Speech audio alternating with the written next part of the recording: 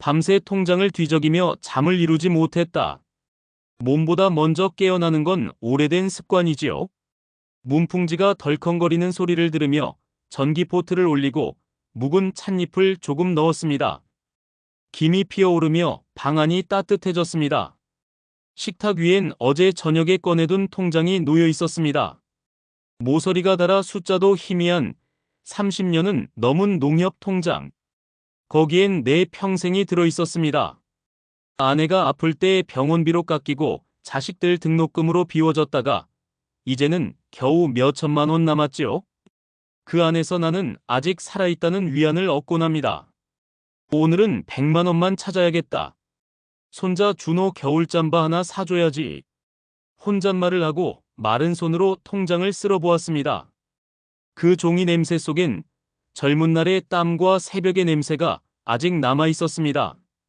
그걸 들고 읍내 버스를 타는 길, 햇살이 눈부시게 따뜻했습니다. 노인 패스를 내밀며 기사에게 안녕하시오 인사했지만 돌아온 건 무표정한 시선뿐이었지요.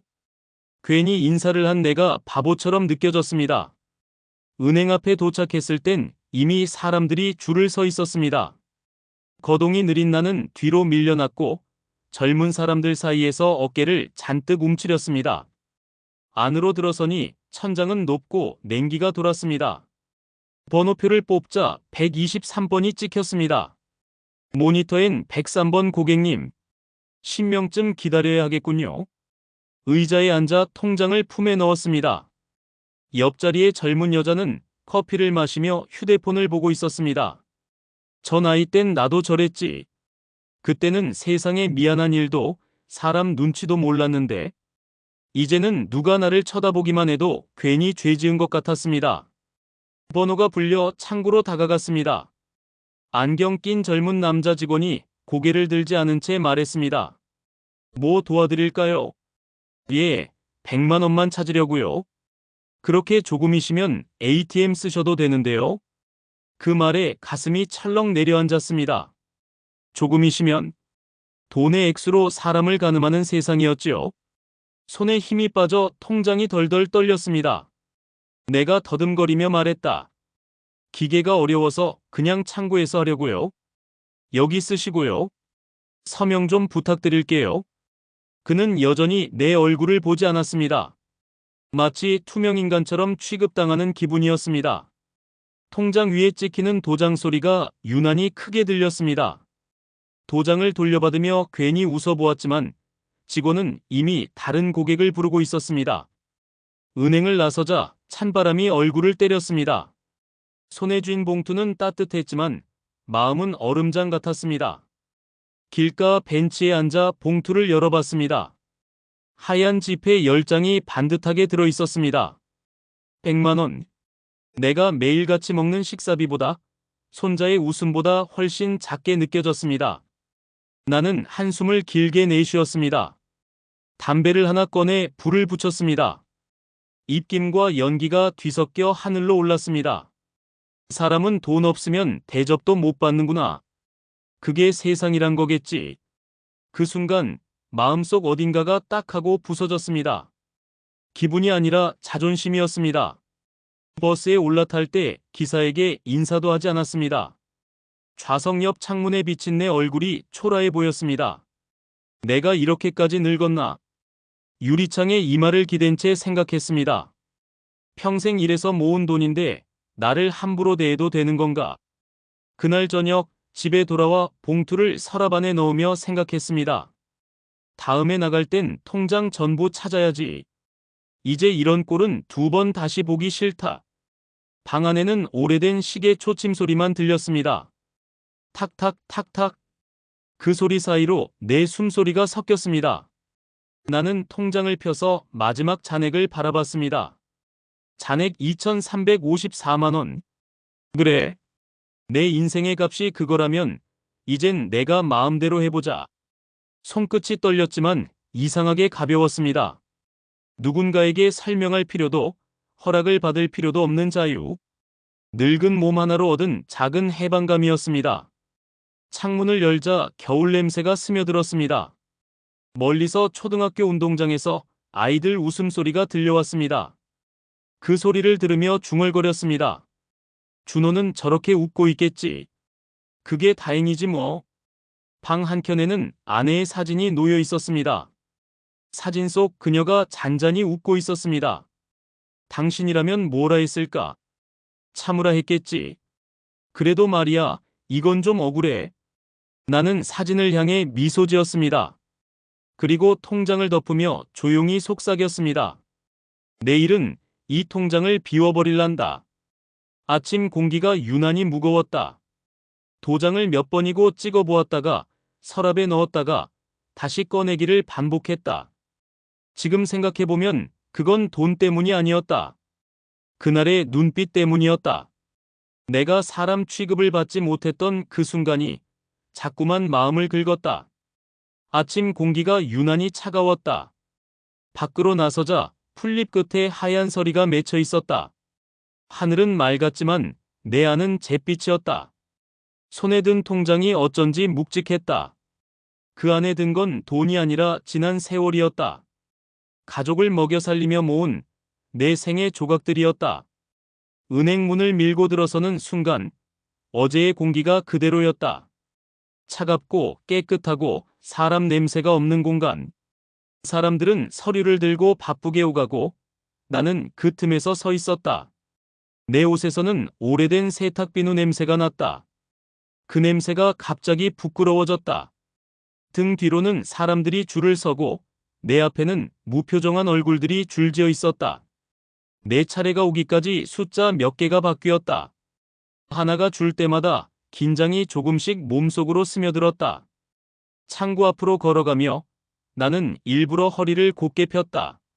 하지만 그곳의 공기는 너무 높고 차가워 내 존재가 작아졌다. 내 앞에 사람은 웃으며 거래를 마쳤지만 내 차례가 되자 공기가 달라졌다. 누군가의 눈빛이 나를 훑고 지나갔다. 늙은 사람, 불편한 손님, 귀찮은 존재. 그 단어들이 보이지 않는 칼처럼 가슴을 찔렀다. 손끝이 떨렸다. 종이 위에 이름을 적는 일이 이렇게 어려운 일이었던가. 펜촉이 흔들려 글씨가 삐뚤어졌다. 손등의 주름 사이로 잉크가 스며드는 듯 했다. 그 모습을 본 순간 낯선 수치심이 올라왔다. 나를 바라보는 시선이 없는 곳에서조차 누군가에게 미안한 마음이 들었다. 주위를 둘러보니 모두가 바빴다. 누군가는 웃었고 누군가는 통화 중이었다. 세상은 분명히 움직이고 있었지만 그 안에서 나만 멈춰 있었다. 내가 앉은 의자의 가죽이 냉기처럼 등을 타고 올라왔다. 그 차가움이 마음속까지 스며드는 것 같았다. 통장을 다시 건네받았을 때 손끝에 잔열이 남았다. 그러나 그 온기는 금세 사라졌다. 마치 누군가 내 존재를 스쳐 지나간 자리에 남은 미묘한 공기처럼. 그 짧은 순간 동안 나는 아무 말도 하지 못했다. 말을 꺼내면 눈물이 터질 것 같았다. 아무 말도 하지 않는 게 그나마 체면을 지키는 일 같았다. 은행 문을 나서자 바람이 얼굴을 쓸었다. 햇빛은 여전히 찬 금속처럼 차가웠다. 걸음을 옮길 때마다 발밑의 그림자가 흔들렸다. 내 그림자가 한없이 작고 초라하게 느껴졌다. 버스 정류장 앞에 멈춰서서 통장을 펼쳤다. 종이의 질감이 낯설었다. 내 손이 아닌 누군가의 손자국이 남은 것처럼 느껴졌다. 잔액이 눈에 들어왔다. 2354만. 그 숫자가 이제는 나를 위로하지 못했다. 오히려 나를 재단하는 기준처럼 느껴졌다. 내 가치가 그 안에만 존재하는 것 같았다. 손에 들린 봉투가 갑자기 무겁게 느껴졌다. 그 안에는 100만 원이 들어있었다. 하지만 그건 오늘의 모멸을 감당하기엔 턱없이 가벼운 무게였다. 사람의 존엄이 이렇게 가볍게 흔들릴 줄은 몰랐다. 버스가 도착하자 발을 옮겼다. 계단을 오르는 동안 허리가 더 굽은 것 같았다. 자리에 앉아 창문을 바라보았다. 유리 속에는 내 얼굴이 비쳤다. 피곤하고 지쳐있고 어딘가 허전한 얼굴. 눈가에는 흰빛이 번지고 있었다. 빛인지 눈물인지 알 수 없었다. 차가 출발하자 은행 간판이 멀어졌다. 흐릿한 글씨가 뒤로 사라지는 걸 보며 문득 생각했다. 이제는 남의 눈치 보며 살고 싶지 않다고. 세상이 나를 작게 만든다면 나라도 나를 크게 만들어야 한다고. 그렇게 마음속에서 무언가가 서서히 굳어졌다. 차창 밖의 풍경이 물 흐르듯 지나가는데 내 안에서는 결심이 자라났다. 내일 그 통장을 비우리라. 누구의 허락도 받지 않고 누구의 눈치도 보지 않고. 이제는 내 인생을 내 손으로 정리할 시간이었다. 버스가 언덕을 올라가며 느릿하게 흔들렸다. 창문 밖으로 낙엽이 흩날렸다. 그 순간 마음이 이상하게 편안했다. 이제는 아프지 않았다. 대신 깊은 고요가 찾아왔다. 그 고요 속에서 나는 알았다. 오늘의 모멸이 내일의 결심이 되었다는 걸. 버스에서 내리자 해가 이미 산 너머로 기울어 있었다. 문틈으로 들어오는 햇빛이 어제보다 희미했다. 밤새 한숨을 수없이 내쉬며 뒤척였지만 마음은 이미 정해져 있었다. 오늘 모든 걸 끝내리라. 식탁 위엔 통장과 도장, 신분증이 가지런히 놓여 있었다. 도장은 오래전에 아내가 만들어준 것이었다. 빨간색 잉크가 말라 굳어 있었다. 그 위에 얇은 먼지가 내려앉아 있었다. 그걸 손끝으로 닦아내며 문득 생각했다. 이 도장으로 평생 가족을 먹여 살렸는데 오늘은 내 인생을 마무리 짓는 데 쓰이는구나. 구겨진 외투를 꺼내 입었다. 지퍼가 잘 올라가지 않아 한참을 버벅였다. 문을 나설 때 벽에 걸린 가족 사진이 눈에 들어왔다. 아내가 세상을 떠나기 전 마지막으로 찍은 사진이었다. 그녀의 미소가 여전히 따뜻했지만 이상하게 오늘은 낯설게 느껴졌다. 그 미소가 나를 붙잡는 듯 했지만 나는 고개를 숙이고 문을 닫았다. 버스를 타고 읍내로 향했다. 차창 밖으로 스쳐 지나가는 풍경이 몽롱했다. 가로수 잎은 거의 다 떨어져 있었고 사람들의 얼굴은 각자의 목적지로 향하고 있었다. 나는 창가에 손을 얹었다. 유리 너머로 전해지는 냉기가 손끝을 타고 올라왔다. 차가운 것이 오히려 편안했다. 이제 따뜻함보단 냉정함이 필요했다.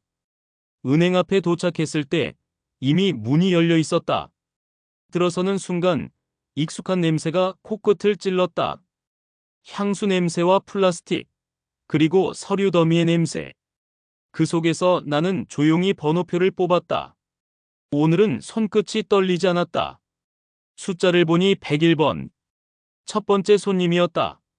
순서가 빠르다는 사실이 이상하게 위안이 되었다. 의자에 앉아 통장을 펼쳤다. 숫자들이 또렷했다. 2354만. 그 숫자를 보고도 아무런 감정이 들지 않았다. 이젠 단지 숫자일 뿐이었다. 나는 천천히 손가락으로 그 숫자를 쓸어내렸다. 이제 너도 자유야. 마음속으로 그렇게 말했다. 순서가 다가왔고 몸이 자동으로 움직였다. 창구 앞으로 나가면서 숨을 고르게 내쉬었다. 주변의 소음이 갑자기 멀어졌다.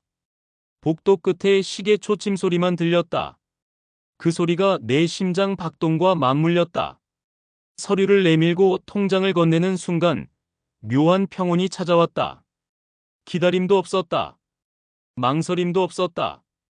지나간 세월을 정리하는 일은 생각보다 단순했다.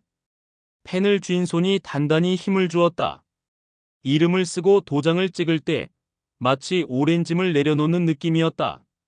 그동안 나를 얽매던 모든 시선, 모든 굴욕, 모든 참음이 종이 한 장 위에서 사라지는 듯했다. 서류를 건네받으며 나는 고개를 숙였다. 창구 유리 너머 내 얼굴이 흐릿하게 비쳤다. 그 얼굴이 이상하게 낯설었다. 마치 나 아닌 누군가가 서 있는 듯했다. 피곤하지만 단단한 표정. 그 얼굴이 조금은 자랑스러워 보였다. 밖으로 나와 봉투를 열어보았다. 돈이 한가득 들어있었다. 두꺼운 종이 냄새와 잉크 냄새가 섞여 묘한 향을 냈다. 그 향이 어쩐지 따뜻하게 느껴졌다. 나는 천천히 봉투를 가슴에 품었다. 이제 그 누구에게도 억울하지 않다. 속으로 그렇게 중얼거렸다. 은행 문 앞에는 낙엽이 소복히 쌓여 있었다. 바람이 불자 낙엽이 흩날렸다. 그 사이로 햇빛이 비쳤다. 그 빛이 얼굴에 닿는 순간 눈물이 차올랐다. 하지만 이번엔 울지 않았다. 그 눈물마저도 이제는 나의 것이었다. 누구에게 보이기 위한 눈물이 아니었다. 버스 정류장까지 걷는 길이 낯설 만큼 길었다. 손에 든 봉투가 점점 무거워졌다. 그 무게가 내 인생의 무게 같았다. 지금껏 지켜온 자존심, 견뎌온 세월, 버텨온 사랑들. 그 모든 것이 이 안에 있었다. 정류장 벤치에 앉아 잠시 눈을 감았다. 햇살이 눈꺼풀을 스쳤다. 몸속에 남은 분노가 천천히 녹아내렸다. 대신 이상한 고요가 찾아왔다. 누가 뭐라 해도 이제 나는 내 길을 간다. 돈이 아니라 나 자신을 찾은 길이었다. 집으로 돌아가는 버스 안에서 창밖을 바라봤다. 산자락이 물들어가고 있었다. 햇살이 기울고 하늘은 점점 붉어졌다. 그 색이 마치 오래된 통장의 표지처럼 바랬다. 그러나 그 바램이 이제는 초라하지 않았다. 그건 세월이 만든 색이었다. 내가 살아온 시간의 문이었다. 나는 봉투를 더 꼭 쥐었다. 이제 두렵지 않았다. 내가 누구인지, 무엇을 지켜야 하는지 그 답을 알았다. 오늘 나는 돈을 찾았지만 동시에 나 자신을 찾았다. 세상이 나를 무시하더라도 나는 나를 존중하기로 했다. 창밖에 스치는 바람이 부드러웠다. 그 바람 속에서 나는 처음으로 웃었다. 아주 작고 오래된 웃음이었다. 전화벨이 울렸을 때 아직 해가 완전히 뜨지 않았다. 길가에 전봇대 불빛이 하나둘 켜지고 공기가 축축하게 내려앉았다. 손에 든 봉투는 여전히 묵직했다. 그 무게가 마음을 눌렀다. 하지만 오늘만큼은 그 무게가 나를 지탱해주는 것 같았다. 나는 천천히 골목을 따라 걸었다. 발밑에 낙엽이 부서지는 소리가 유난히 선명했다. 집문을 여는 순간 묵은 냄새가 코끝을 스쳤다. 며칠 동안 아무도 들르지 않은 냉기 섞인 공기였다. 방 안엔 고요가 내려앉아 있었다. 시계 초침 소리가 전부였다. 탁, 탁, 탁. 그 일정한 소리가 마치 나를 조롱하듯 들렸다. 식탁 위에 봉투를 올려놓았다. 그 위로 희미한 전등빛이 내려앉았다. 지폐들이 빛을 받아 은은하게 반짝였다. 나는 의자에 앉아 한참을 바라보았다. 그 종이들이 내 평생의 대가였고 동시에 내 마지막 자존심이었다. 이제 누가 뭐라 해도 나는 내 인생의 주인이었다. 창문을 열자 저녁 공기가 밀려들었다. 바깥에선 개 짖는 소리가 멀리서 들렸다. 이웃집 텔레비전 소리가 바람에 섞여 흘러왔다. 그 평범한 소음조차 내겐 사치처럼 들렸다. 나는 그 소리마저 부러웠다. 누군가와 함께 있다는 기척, 말소리, 웃음소리. 내 방에는 그런 소리가 없었다. 찬장을 열어 찬밥 한 공기를 꺼냈다.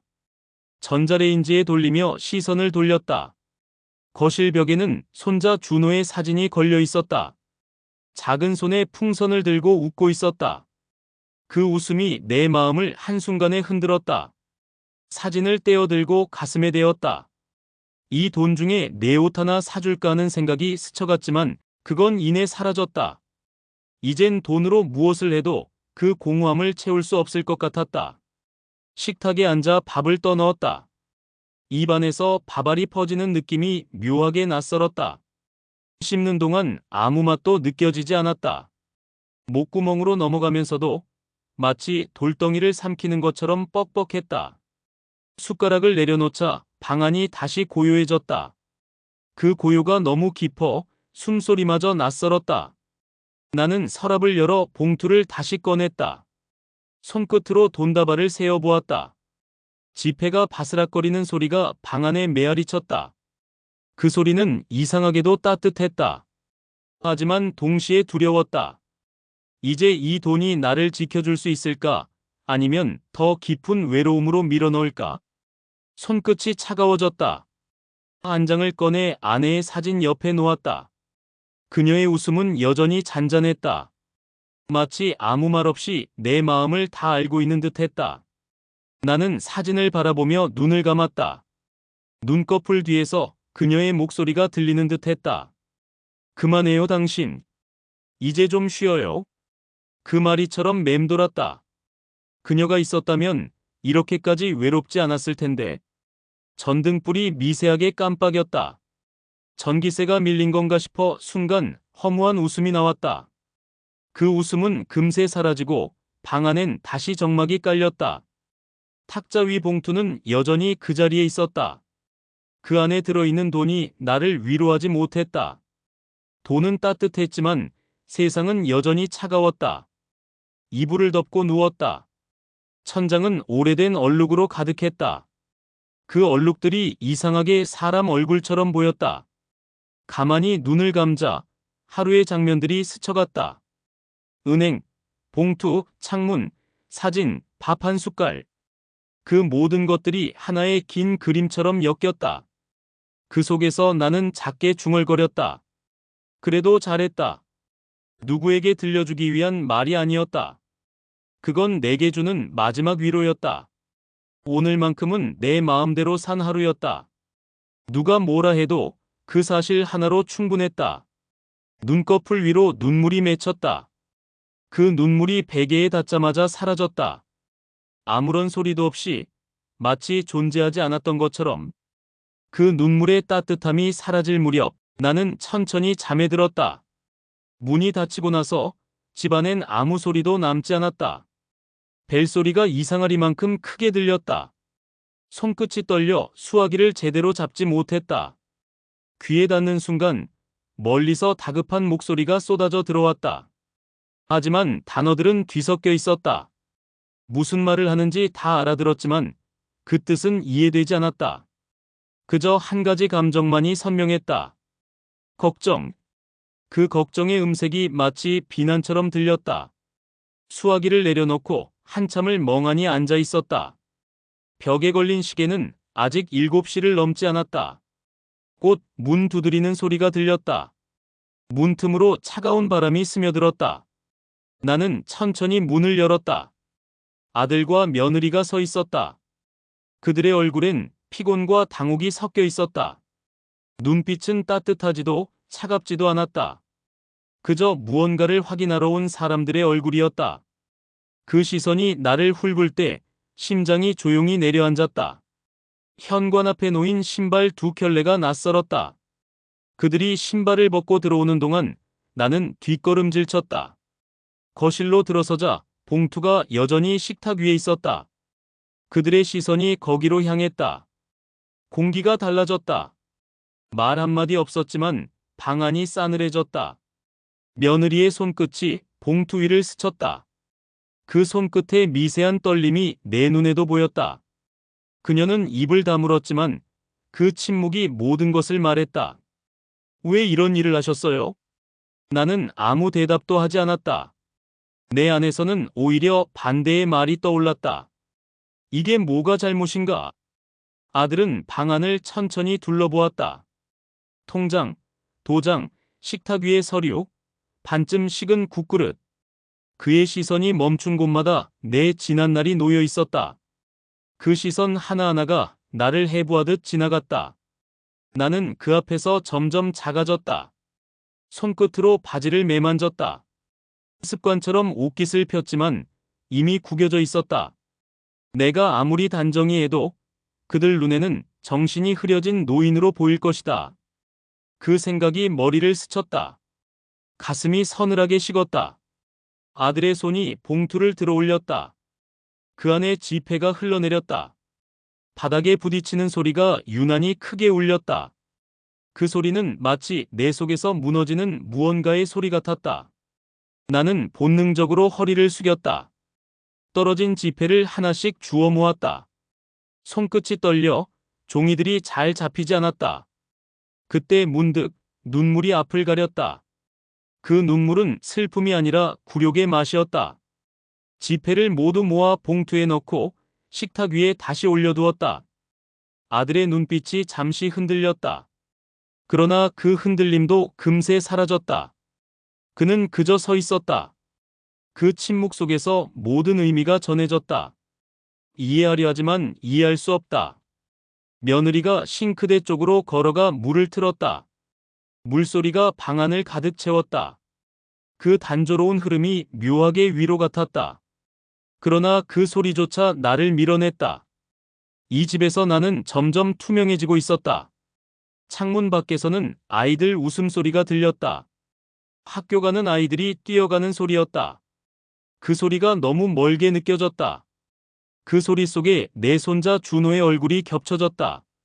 그 아이는 내가 준 용돈을 쥐고 고마워요라며 웃었었다. 그 웃음이 이젠 기억의 가장 먼 자리로 밀려났다.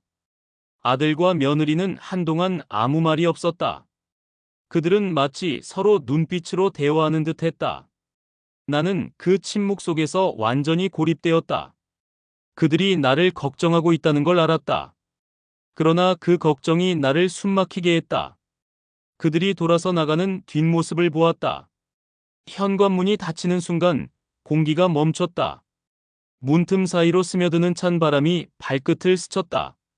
나는 천천히 식탁으로 돌아왔다. 봉투는 여전히 그 자리에 있었다. 그 위로 햇살 한 줄기가 내려앉았다. 그 빛이 따뜻했지만 나는 그 온기를 느낄 수 없었다. 창밖을 바라보았다. 마당의 감나무에 까치가 앉아 있었다. 가지 끝에서 감 하나를 쪼아먹고 있었다. 그 모습이 이상하게 부러웠다. 저 새는 아무 의심 없이 먹고 아무 후회 없이 떠나겠지. 나는 그걸 한참 바라보다가 눈을 감았다. 눈을 감자 방 안의 공기가 무겁게 내려앉았다. 오늘 하루는 짧았지만 마음은 오래도록 흔들렸다. 가족의 걱정은 따뜻해야 하는데 오늘은 유리조각 같았다. 조심스레 닿았지만 피가 났다. 나는 손끝으로 봉투를 다시 쓸어보았다. 그 종이의 감촉이 낯설었다. 이제 이 돈이 내 것이 아닌 것 같았다. 이건 나를 증명하던 마지막 증거였는데 오늘 그마저도 흔들렸다. 그날 밤 잠이 오지 않았다. 밖에서 바람이 유리창을 두드렸다. 그 소리가 마치 내 마음을 두드리는 것 같았다. 나는 이불 속에서 천천히 속삭였다. 이제 정말 혼자가 되었구나. 아침 햇살이 유난히 부드러웠다. 그들의 발소리가 멀어지는 동안 내 마음도 함께 멀어졌다. 그 발소리가 완전히 사라졌을 때 나는 진짜로 혼자가 되었다. 식탁 위엔 봉투가 여전히 있었다. 그 안에 돈이 나를 쳐다보는 것 같았다. 햇빛이 서서히 기울면서 봉투 위 그림자가 길게 늘어졌다. 그 그림자가 내 손등을 덮을 때 이상하게 서늘했다. 손을 움직이지 못했다. 마치 그 돈이 나를 붙잡고 있는 듯 했다. 오후가 저물고 저녁이 되자 바람이 불었다. 창문이 덜컥거렸다. 라디오에서 뉴스가 흘러나왔다. 최근 고령층 금융사기 피해 급증. 그 문장에 손이 멈췄다. 내가 그 말 속에 들어있는 사람처럼 느껴졌다. 누군가 내 이야기를 이미 세상에 퍼뜨린 것 같았다. 저녁을 차려야겠다고 생각했지만 식욕이 없었다. 냉장고 안엔 남은 반찬이 그대로였다. 김치통을 열자 신 냄새가 코끝을 찔렀다. 그 냄새가 갑자기 눈물샘을 건드렸다. 아내가 살아있을 때는 이런 냄새조차 따뜻했다. 이젠 그 모든 게 냄새로만 남았다. 기억이 아니라 잔향이었다. 텔레비전을 켰다. 화면 속에서는 젊은 사람들이 웃고 있었다. 광고였다. 새로운 은행 서비스, 편리한 앱, 빠른 송금. 그들이 말하는 세상에 나는 없었다. 내 얼굴은, 내 손은 그들의 화면에 들어갈 자리가 없었다. 리모컨을 눌러도 채널은 바뀌지 않았다. 손가락이 굳어버린 것처럼 움직이지 않았다. 전화벨이 울렸다. 순간 심장이 멈춘 듯 했다. 그러나 화면에 찍힌 번호는 낯선 숫자였다. 전화를 받지 않았다. 이유는 몰랐다. 그저 누군가의 오해 섞인 목소리를 다시 듣고 싶지 않았다. 밖에서 사람들의 말소리가 들렸다. 누군가 내 이름을 언급하는 것 같았다. 그 집 어르신 요즘 이상하시다던데. 바람에 실려온 소리였지만 귀는 정확히 알아들었다. 말끝마다 의심이 붙어 있었다. 그 의심이 내 안으로 들어와 심장을 붙잡았다. 나는 천천히 의자에 앉았다. 벽에 걸린 시계가 6시를 가리켰다. 초침이 움직이는 소리가 너무 크게 들렸다. 탁, 탁, 탁. 그 일정한 소리가 마치 내 숨소리와 다투는 것 같았다.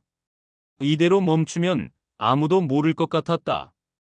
이대로 사라져도 세상은 잘 돌아갈 것 같았다. 손에 있던 통장을 펼쳤다. 빈칸처럼 느껴졌다. 숫자들이 적혀 있었지만 그것들이 전혀 의미를 갖지 않았다. 이건 나를 증명하던 것인데 이제는 나를 감시하는 증거처럼 보였다. 누군가 이 통장을 보고 이상하다고 말할까 두려웠다. 세상이 나를 의심할 때 나는 나 자신마저 의심하게 되었다. 바람이 더 거세졌다. 창문 틈으로 흙먼지가 날아들었다. 손바닥으로 창틀을 닦다가 멈췄다. 손등에 핏줄이 도드라져 있었다. 그 아래로 시간의 자국이 깊게 새겨져 있었다.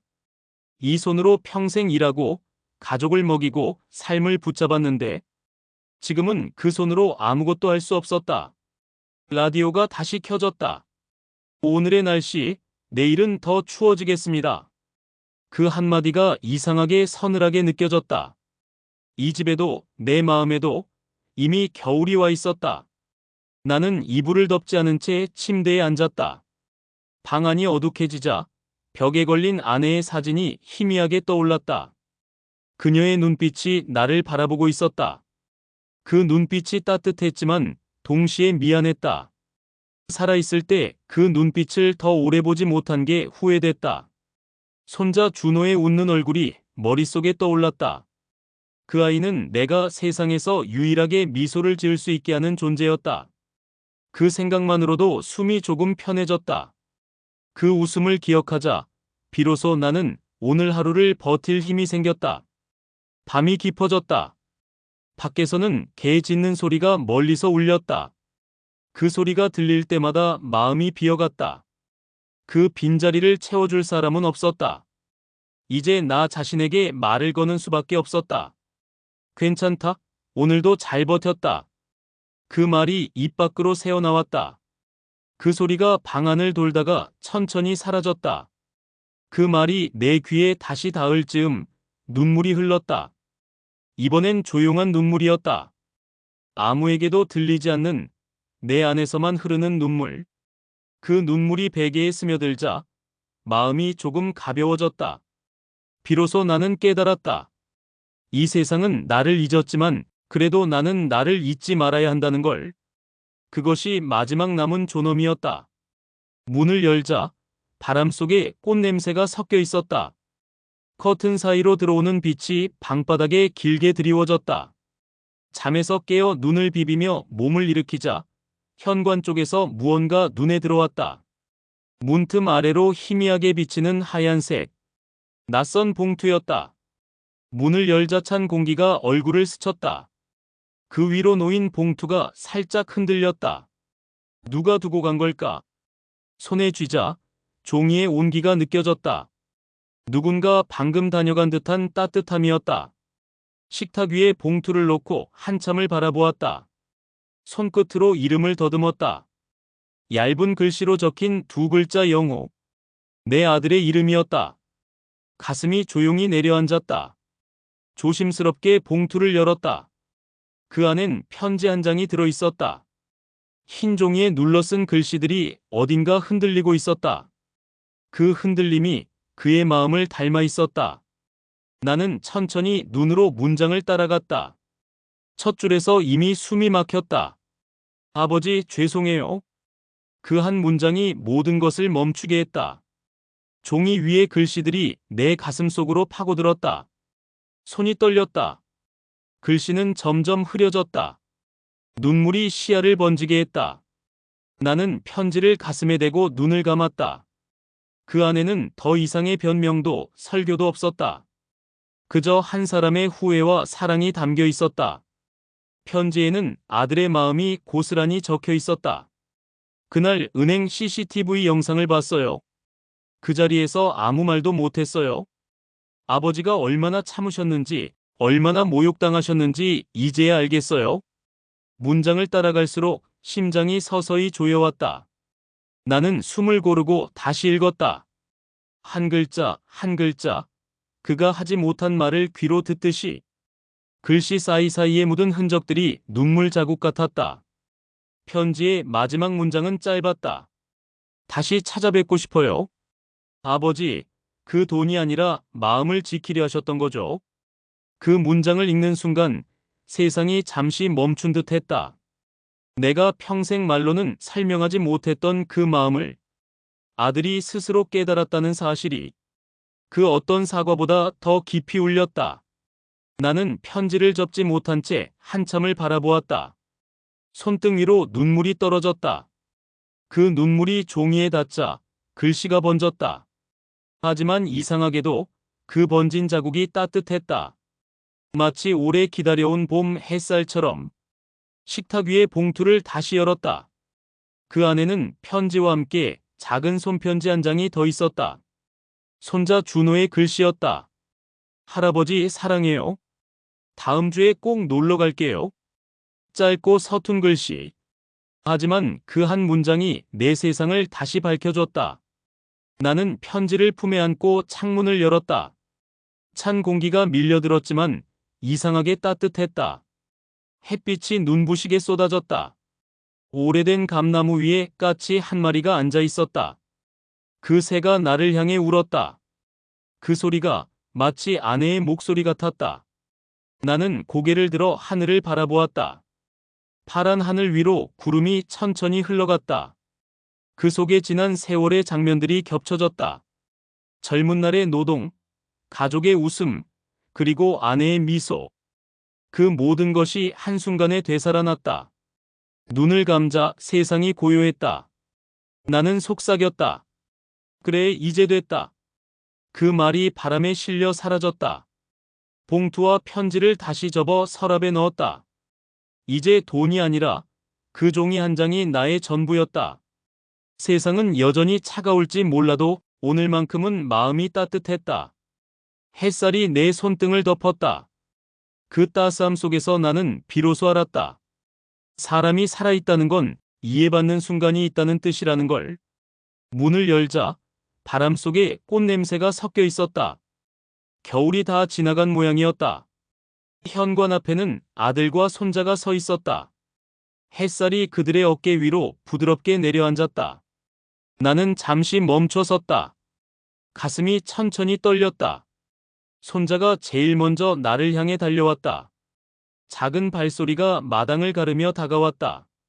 그 아이의 팔이 내 허리를 감쌌다. 온기가 전해졌다. 그 온기가 내 가슴 깊숙이 스며들었다. 이 한순간을 얼마나 기다렸던가. 아들의 얼굴은 조금 야위어 있었다. 그의 눈빛은 이전과 달랐다.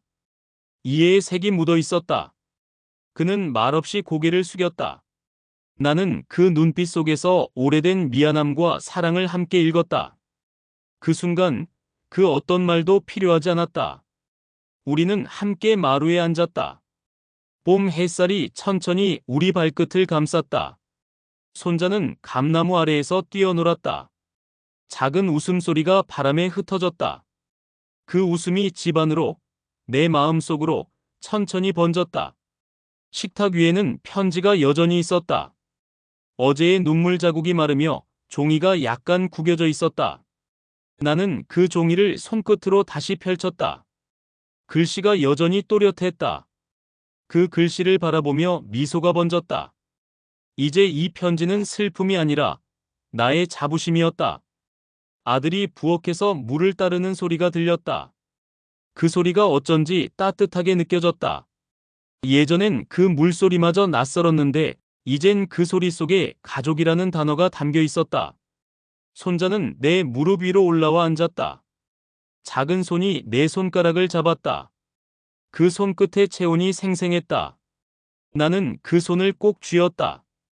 이 작은 생명이 나를 다시 사람으로 만들었다. 창문 너머로 감나무 가지에 새가 앉았다. 그 새는 어제와 같은 까치였다. 이번엔 날지 않고 가지 끝에서 조용히 울었다. 그 소리가 유난히 부드럽게 들렸다.